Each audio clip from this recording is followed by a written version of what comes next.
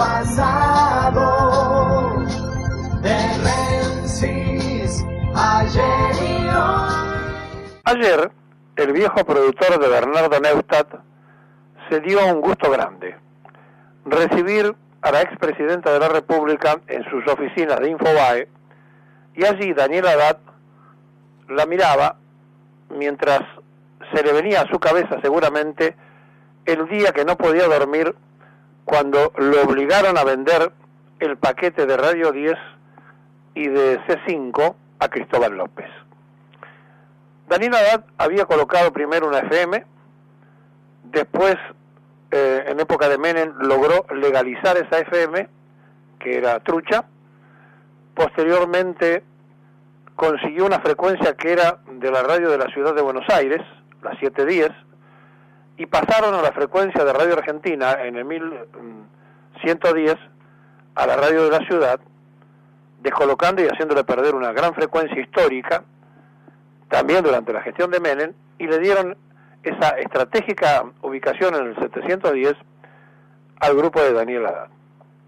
Y se quedó entonces con una frecuencia que era del Estado, antes con una radio que la legalizó, todo eso durante el gobierno de Menem, a cambio de cantar loas sobre ese gobierno y de visitar asiduamente a uno de los que se encargaba de la prensa, que era el loco Galimberti, que por entonces trabajaba en la CIDE, y que tenía fluidas relaciones internacionales, algunos dicen que con la CIA también, donde de alguna manera tenía también una terminal, este muchacho propietario después de un gran complejo y ayer receptor de la expresidenta, porque él estaba vinculado a la contra o a los contras de Castro en Cuba.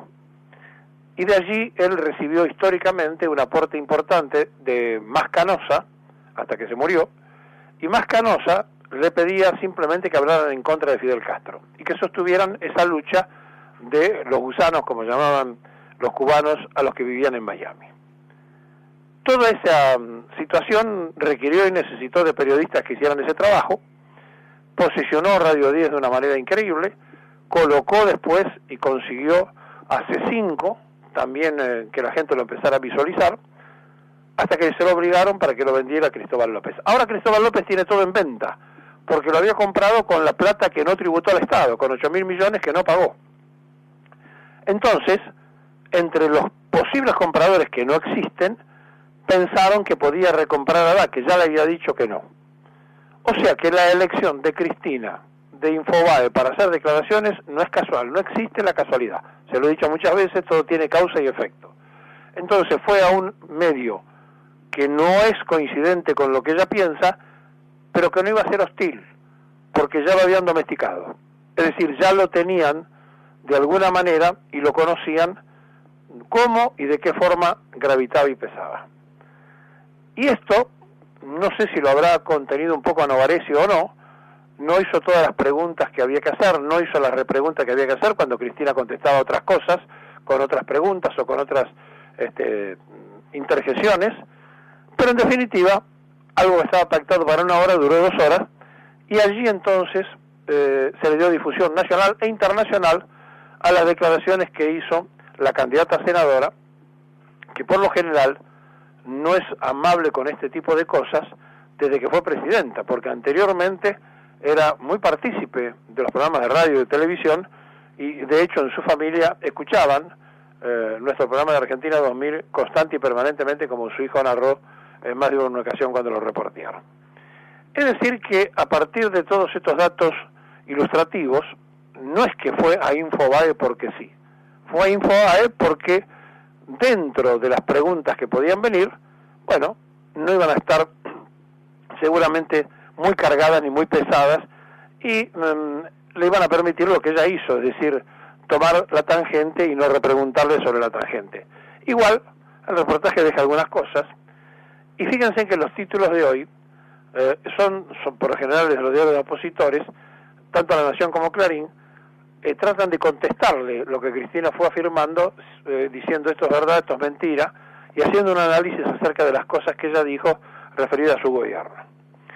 Pero la realidad es que ante la necesidad de difusión y como ya no le servía ir a C5, y como ya no existe 6, 7 y 8, y como ya la cadena no se puede utilizar, el hecho de visitar a un programa de televisión que no sea de aire, pero que iba a tener la repercusión que tuvo, es decir, que los canales de aire se iban a ver obligados a levantar a Infobae TV, logró el objetivo y además entró en todas las redes sociales, que es una manera muy moderna de estar en todas partes.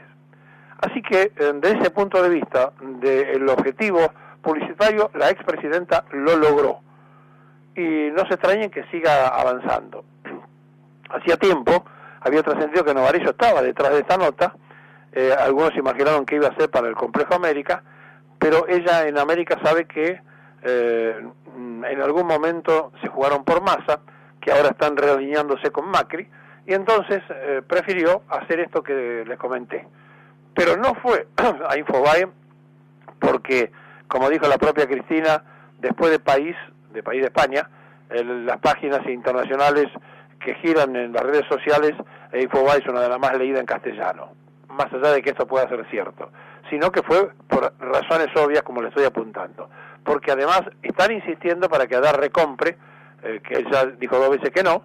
Además compró Radio Colonia, la tiene ahí como frenada, porque no se sabe si no se decidió, si está esperando un guiño, porque tampoco podemos decir que en este momento Haddad esté haciendo una política totalmente de aplauso hacia el gobierno de Macri, que por otro lado, al tener a Clarín, al tener La Nación y tener otros medios, no lo precisa Haddad. Entonces, está un poco como buscando una ubicación para saber qué patrón puede tener en un futuro y a dónde puede apuntar. Ya Tomás Canosa murió, ya no está más esa guerra, ya abrió Cuba sus fronteras, Obama llegó hasta a movilizar a su gente a La Habana, hay negocios comerciales, cambió ese mundo económico, y entonces de ahí ya no lo pueden sostener, y ya no posee la audiencia, Radio 10 que tenía, prácticamente desaparece en la grilla de los que se escuchan, y el C5 que se ve tiene la particularidad que lo ve un sector muy puntual, que es el sector del kirchnerismo, porque considera que es el canal que le muestra las cosas contra el gobierno de Macri desde el punto de vista kirchnerista. Dicho todo esto, las declaraciones que dijo Cristina van a dar para todo el fin de semana, van a haber notas, editoriales, comentarios y demás. Pero permítanme que yo les cuente otra cosa de la Argentina, porque mientras nos entretenemos con esto, repito, con las elecciones de octubre, que no van a cambiar la realidad argentina, hay cosas que sí van a cambiar la realidad, y no solamente el presente, sino también el futuro de varias generaciones. Y tiene que ver con unas determinaciones que se están tomando y que muy pocos las difunden y que la gente ni siquiera presta atención porque, bueno, no las explican, no las comentan, no les cuentan a la sociedad de qué se trata. Ustedes saben que para empezar a ubicarnos, tenemos que pensar que en el medio del reportaje dado, la Cámara Federal había confirmado el procesamiento de Cristina Kirchner por asociación ilícita, y esa noticia se la dieron en el medio del reportaje. También el tema Nisman, quiso el periodista adelantar una información, y la verdad que hasta este momento Gendarmería no dijo nada. A pesar de eso, tanto Clarín como La Nación adelantan que a Nisman lo asesinaron. El presidente Ladaya salió ayer a decir, efectivamente, tal cual pensábamos, lo asesinaron. Todavía la Gendarmería oficialmente no ha informado absolutamente nada. No quiere decir que después pueda ocurrir lo que están anticipando, pero también puede ocurrir que no sea así. Pero bueno, han instalado esa noticia, quizá para contrarrestar también con lo del procesamiento y con aquello, las declaraciones que hizo la candidata a senadora. Pero yo quería decirles que hay cosas que son realmente trascendentes en nuestra vida, y que es pensar cómo vamos a vivir en un país que no tiene una programación ordenada, y que todos los días estamos improvisando, y que todos los días se modifican precios, y que todos los días se modifican actitudes, y que la verdad, tratar de cristalizar cualquier negocio en la Argentina que no esté vinculado a la timba financiera es casi una hazaña. Pero cuando el ministro de Hacienda, Nicolás Dujovne, habla de el nuevo pacto que se va a instrumentar y que se va a anunciar con todas las provincias, fiscal para bajar los déficits y demás, Y mientras Luis Caputo, el responsable de finanzas, ayer en Bariloche, dijo en la 38ª Convención Anual Argentina de Ejecutivos de Finanzas, que la Argentina está estudiando volver a los mercados porque justamente, fíjense qué cosa interesante, tenemos el riesgo país más bajo de los últimos 10 años, 374 puntos. ¿Saben quiénes son los que marcan el riesgo París? Los que manejan el endeudamiento argentino. Entonces, cuando la Argentina se endeuda más que nunca, cuando se aumenta el endeudamiento, cuando esta gestión de Macri nos endeudó en cifras galopantes en 18 meses que superan los 55.000 millones de dólares, es decir, cuando se toman esas medidas, el riesgo país baja, porque ellos están satisfechos con los intereses que ganan, con los bonos a 100 años que firma la Argentina, con el festival de endeudamiento y con esta apertura indiscriminada que se hace al mercado de la timba financiera. Entonces, lo del riesgo país es una gran mentira que se instala para crear subjetivamente acciones sobre los pocos que mueven la economía de un país. Pocos en el caso de Argentina, donde la bolsa de comercio nuestra es una bolsa infinitamente chica comparada a otras bolsas del mundo, y entonces nos tenemos que detener en datos históricos para que no volver a repetir las cosas que nos están pasando. Cuando la crisis de Fernando de la Rúa, que hoy cumple 80 años,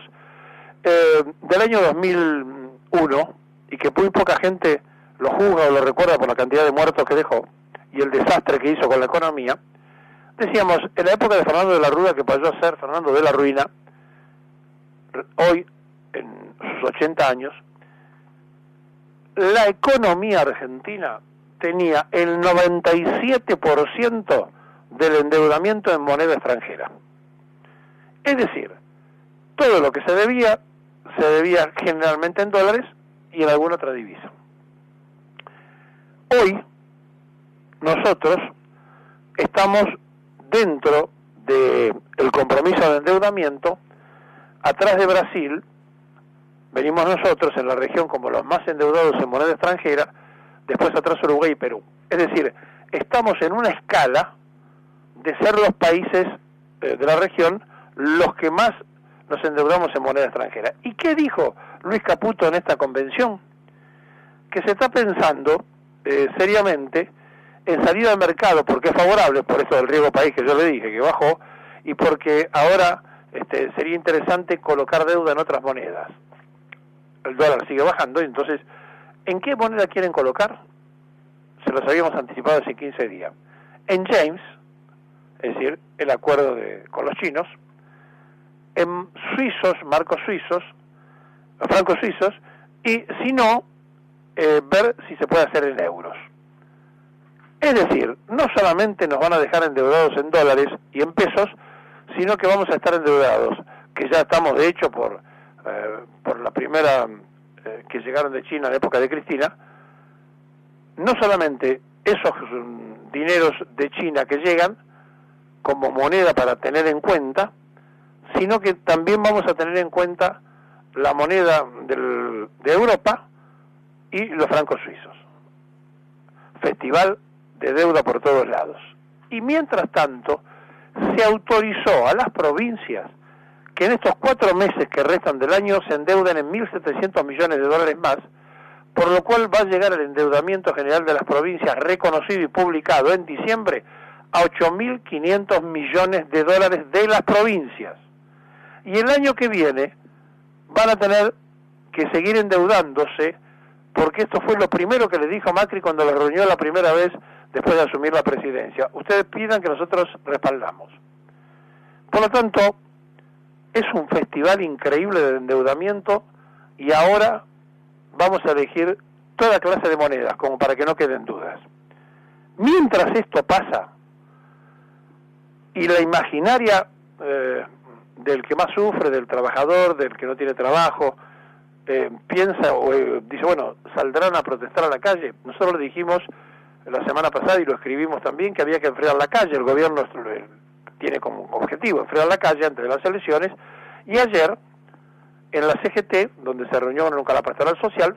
Después de eso charlaron de varias cosas y pospusieron la reunión que estaba pactada para el día 25 de septiembre, lo van a anunciar el martes, esto todavía no es oficial, para el 3 de octubre. Es decir, el Congreso de la CGT, que debería decretar las medidas de fuerza, al 3 de octubre. A 19 días, el 3 de octubre de las elecciones, se imaginan, no va a haber ningún paro antes de las elecciones.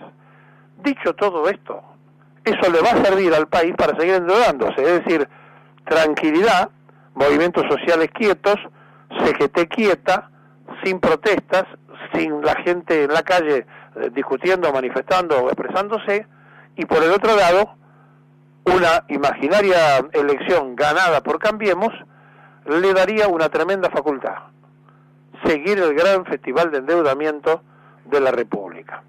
Así que mientras nosotros discutimos algunas cosas, mientras nos preguntamos a dónde está el que no aparece, o aparecen los que nunca están, en la Argentina, a nuestras espaldas, ocurren estas cosas que les estoy mencionando, que son de absoluta gravitación.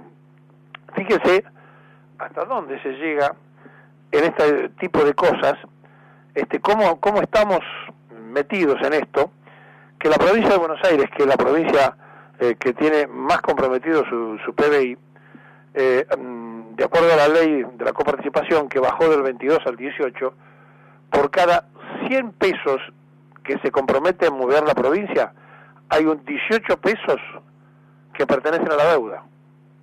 O sea, 18 pesos que pone la coparticipación y el resto que lo pone la provincia. Por lo tanto, de los 18 a los 100, la diferencia que se produce se cubre con deuda, o con déficit, o con recaudación fiscal. Es decir, esta provincia, la de Buenos Aires, es la que está más comprometida en el tema de cómo poder manejar sus cuentas. Ya le explicamos ayer lo que pasaba en la ciudad, y hoy, en Parque Norte, donde Cambiemos va a hacer su reunión política de análisis, donde no estará Macri, pero sí estará Gabriela Michetti, Rodríguez Larreta y el jefe de gabinete, van a hablar de las maravillas del Partido de los Globos, y la verdad, sinceramente, que de esta otra cosa que estamos hablando, nadie va a decir nada. Ahora, ¿saben cómo llegó la noticia de Bariloche? Dijo Caputo que el año que viene nos endeudamos menos. Entonces usted dice, qué fenómeno, qué bárbaro, qué bueno. Si nos endeudamos menos en dólares y ampliamos el endeudamiento en las otras tres monedas. Exactamente lo que dijo. Es decir, estamos permanentemente viviendo en una burbuja. Y cuando la burbuja explote va a ser muy duro. Porque hay que recordar que en estos 8 meses la administración Macri endeudó a la Argentina en 55.224 millones de dólares. ¿Está claro? Y todavía seguimos con el problema sin resolver. La línea de pobreza, los indigentes, etcétera, etcétera. Además, tenemos comprometido en deuda el 60% del PBI. Yo diría más del 60% del PBI, pero pongamos el 60%. Quiere decir que de lo que recauda y produce el país, más de la mitad se lo lleva la deuda. Intereses de deuda. Deuda acumulada, de intereses con intereses más intereses. ¿Cómo hace un país así para desarrollarse, para tener ideas claras, para ponerse en funcionamiento? Claro que el riesgo país bajó. Bajó para ellos, ya no es riesgo la Argentina compra y paga los intereses que le pedimos. Frente a estas cosas que nos ocurren todos los días, hay claudicación de la soberanía en las cosas que debemos defender. Están por rematar hasta el 21 de septiembre, es el último plazo, el edificio del Instituto Antártico, que es el reducto, y además Argentina es sede del Tratado Antártico Mundial, es decir, nosotros somos la sede permanente en Buenos Aires. Bueno, ese edificio se va a rematar, no le importa a nadie en el gobierno si se remata, al contrario, están viendo qué operación inmobiliaria se puede hacer. Si no les preocupa el hecho de que tengamos un administrador militar, un gobernador militar por primera vez en Malvinas, se imaginan que de ahí para abajo todo es factible. Así que está muy bueno que la candidata senadora haga sus explicaciones buscando repuntar en las encuestas. Está muy bueno que lo haya hecho, por lo menos para su futuro personal periodístico con Novarecio, pero sinceramente a nosotros nos preocupan otras cosas, la que por lo general no cuenta Infobae.